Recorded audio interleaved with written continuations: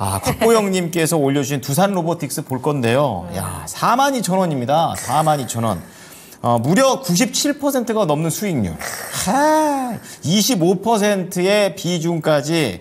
야, 이게 뭐 아주 기분 좋으시겠습니다. 맞아요. 네. 오늘 물론 뭐 94,000원까지 찍고 살짝 내려오기는 했지만 이 정도면 이제 10만 원 기대해 볼 만 하거든요. 그러게 말이에요. 이게 딱 활주로 해서 딱 비행하기 직전에 딱 사셔가지고 그다음부터 바로 또 수직 상승을 해가지고 이렇게까지 빨간불이 가득한 차트가 있을 수가 있나요? 예, 오늘 또 로봇 관련된 종목들도 계속 언급돼가지고 또 김영일 전문가도 많이 얘기를 했던 것 같은데 네. 어쨌든 오늘 두산 로보틱스입니다. 그래가지고 두 분의 의견을 들어볼 텐데요. 우선은 이사님부터 좀 투자 의견 들어보도록 하겠습니다. 네. 이제는 좀 매도해서 수익을 한번 볼까요? 아니면 보유할까요? 보유할까요? 보유입니다. 보유! 네. 더 가자는 것이고요. 그리고 전문가님은요? 저도 일단 보유입니다. 좋습니다. 뭔가 좀 더 보유를 두 분이 다 하자고 하니까 뭔가 기대가 좀 되는 것 특히 같습니다. 오늘은 두 분 다 1단이 안 붙었어요. 그렇군요. 아닌가? 그렇습니다. 어쨌든 끝까지 일단 들어볼게요. 언제 쓰는지 또 한번 보고요. 네. 우리 이사님부터 보겠습니다. 97% 수익 났습니다. 네. 더 보유해야 될 그런 부분은 어떤 걸 볼까요? 100% 채워야죠. 채우자. 시원합니다. 10만 원 채워야 되지 않을까요? 그렇군요. 깔끔하게. 네, 일단은 사실 오늘 이제 로봇주 특히나 이제 두산 로보틱스 갖고 있었던 분들이 잘 가다가 갑자기 후반 들어서 엄청 밀렸거든요. 근데 이게 두산 로보틱스만 그런 건 아니고 로봇주가 전반적으로 다 밀렸습니다. 오늘 특히 오후 들어서 가장 크게 흔들렸던 게 이제 로봇주랑 그다음에 제약 쪽 이쪽이었거든요. 근데 일단은 뭐 차익 매물이 좀 나올 수 있는 시기기도 했고 저는 근데 뭐 단기성 자금들이 좀 빠져나가는 게 아닌가라는 생각이 듭니다. 그래도 뭐 마이너스로 끝나지도 않았고요. 그렇죠. 일단 시간 외에서도 지금 두산 로보틱스 같은 경우는 한 0.12 그래도 버텨주고 있는 모습입니다. 추가적으로 매물이 크게 나오진 않았다는 거는 아직 뭐 기대감을 갖고 있는 투자자가 남아 있다는 거겠죠. 그래서 일단 지금 상태라면 저는 홀딩하는 게 맞다라고 보고 있는 거고요. 지금 수급을 보면 사실 외국인들이 이제 3거래일 정도 계속 던지긴 했습니다. 그래서 이 부분이 조금 아쉽긴 하지만 기관들이 그래도 받쳐주고 있는 것들은 굉장히 긍정적으로 평가를 하고 있고요. 이 종목은 사실 앞으로도 계속 봐야 되는 종목입니다. 우리나라 뭐 로봇 대장주기도 하지만 대장주가 괜히 대장주가 아니죠. 뭐 지금 시장에서 관심이 몰리는 게 대장주가 아닙니다. 시장을 끌고 갈 수 있을 만한 어떤 기술력과 그리고 그거에 맞는 성장을 할 수 있는 가능성이 있는 기업이어야 되는데 두산 로보틱스는 사실 아시다시피 협동로봇 우리나라가 국내 1위 기업이기도 합니다.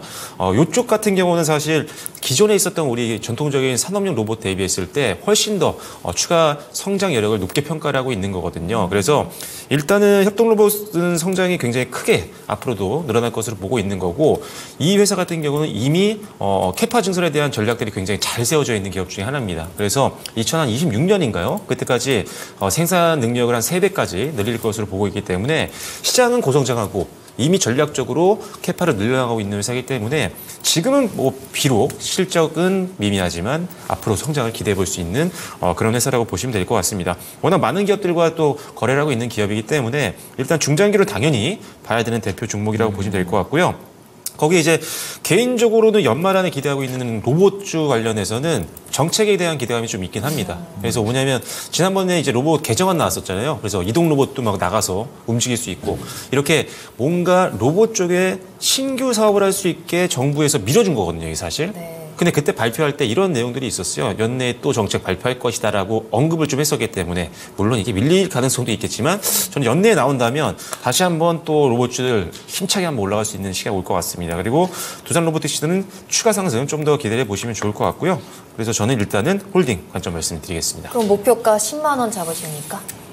네, 10만 원입니다. 네, 10만 원. 10만 원까지 한번 노려볼만 할 것 같아요. 왜냐하면 사실 오늘 같은 경우도 뭐 거의 9만 5천 원까지 갔었기 때문에 일단 여기서 차익 매물만 나오지 않는다면 추가적인 그렇다면은 뭐 한번 뚫고 갈 수 있지 않을까.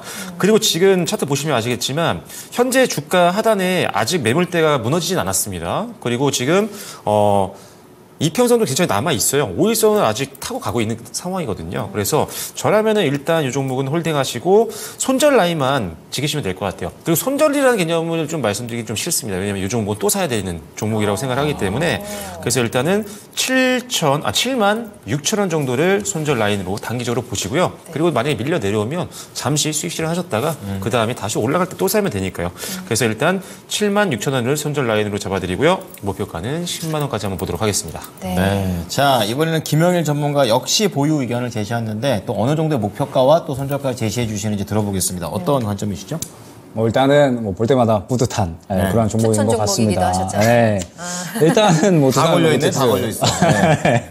두산 로보틱스를 이제 제가 언제 추천을 드렸었냐면 이제 요날 추천을 드렸었어요. 와, 타이밍. 네, 요때 이제 추천을 드려가지고 네, 쭉 이제 상승이 나오면서 제가 막 보통 2차, 3차 목표가 제시하는 종목이 별로 없거든요. 그런데 두산 로보틱스 같은 경우에는 5차 목표가까지 제시를 했던 것 같아요.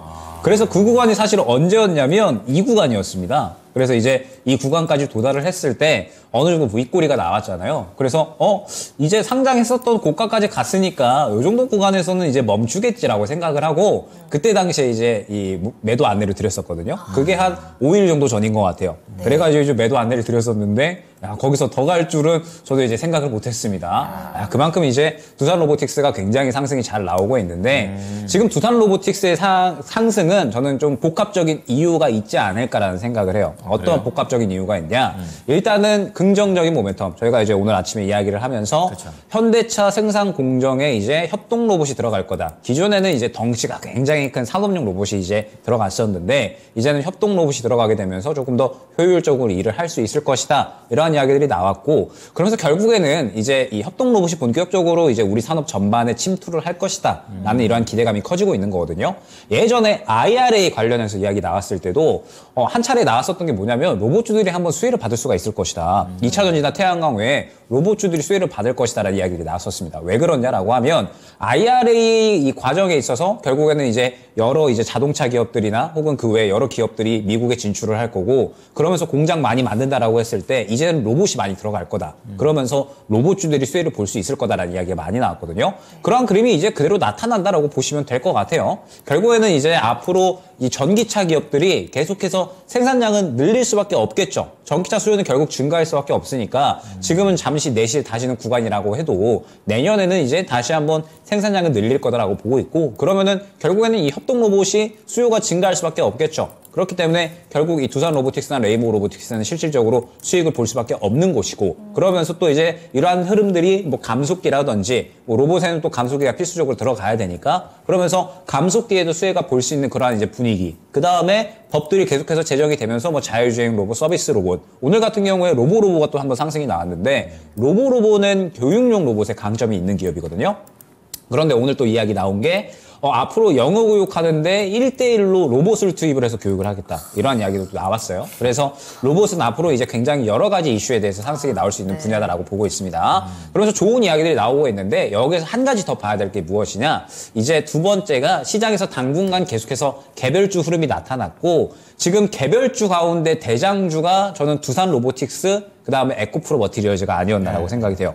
에코프로 머티리얼즈가 왜 개별주냐, 주도주지라고 말씀을 하실 수가 있지만 에코프로 머티리얼즈는 지금 이 2주 정도 동안에는 개별주로서의 역할을 해줬어요. 왜 그러냐라고 하면 지금 이제 시장이 당분간 최근에 이제 어느 정도 고점이 막히게 되면서 주도주는 약한 흐름을 보였습니다. 그런데 에코프로 머티리얼즈가 딱 그 타이밍에 상장을 하면서 수급을 다 빨아들여서 한 2주 정도 동안에는 개별주의 역할을 해줬다라고 보고 있거든요. 그게 개별주 역할이군요. 네, 그게 개별주의 역할을 해줬다라고 보고 있고 주도주가 멈춰있는 대신에 수급을 받아주는 역할인 거죠. 그러면서 에코프로 머티리얼즈 그 다음에 두산 로보틱스 딱 이 두 종목이 개별주 종목군의 대장이라고 저는 생각을 하고 있었어요. 그런데 오늘 오후로 넘어가면서 2차전지 종목군들 주도주 종목군으로 수급이 넘어갔잖아요. 그러면서 오늘 로봇주들이 일제히 다 차익 실현이 나와버리지 않았나, 수급이 그쪽으로 빨려 들어가지 않았나라고 생각이 됩니다. 네. 그렇기 때문에 이제 오늘 약간의 차익 실현이 나온 모습을 확인을 할 수가 있는데, 그러면은 이제는 어느 정도 좀 대응을 해야죠. 어찌됐든 신고가로 이제 올라왔으니까 대응의 영역이다라고 생각이 되는데, 일단 보유 의견을 드린 건 워낙에 이제 이 시장이 고점에 도달을 해 있는 상태이기 때문에 리스크 관리를 어느 정도는 해 주셔야 됩니다. 그래서 일단 저점과 고점을 좀 정하고 들어가셨으면 좋겠어요. 저점 같은 경우에는 88,800원 정도의 저점이 형성되어 있고 지금 오늘 94,700원에서 윗꼬리를 그렸잖아요. 그러면은 이제 목표가는 94,700원으로 그대로 이제 대응을 하면 되는 거겠죠. 이 근처 구간을 목표가로 두고 추가적으로 상승이 나온다? 그러면 신고가 더 노리면 되는 거고요. 만약에 그렇지 않으면 차익 실현 그리고 오늘 저가 이탈한다. 88,000원 정도 이탈을 한다라고 하면 뭐 수익률이 뭐 90% 넘어가시니까 그러면 충분히 만족스러우실 거다라고 생각이 되고 앞서 말씀 주신 것처럼 두산로보틱스는 이대로 끝이 아니라 향후에도 계속해서 우리가 건드려야 될 종목군들이 될 거거든요. 그렇기 때문에 저점 이탈하면 한 차례 정도 차익 실현했다가 향후에 다시 한번 또 재매수를 누릴 수 있는 종목이 되지 않을까 생각이 됩니다. 네. 자, 2부의 첫 종목이고 수익률이 엄청 나 있는 두산로보틱스 두 분의 의견을 들어보셨습니다. 네. 정리해 드리겠습니다. 자, 박철순 이사와 김영일 전문가 두 분 다 보유 의견을 제시하셨고, 박철순 이사는 이제 긍정적인 전망을 내주시면서, 다시 한번 재도전을 해도 될 정도로 매력적인 포인트가 있다는 부분을 말씀해 주셨습니다. 10만 원의 목표가 높게 잡아주셨고, 76,000원의 손절가고요. 김영일 전문가는 또, 한번 추천을 했었죠. 근데 그 이후에 예상을 상회하는 퍼포먼스가 더 나오는 또 그런 회사이기도 합니다. 보유 의견 94,700원, 손절가 88,800원 제시했습니다. 네.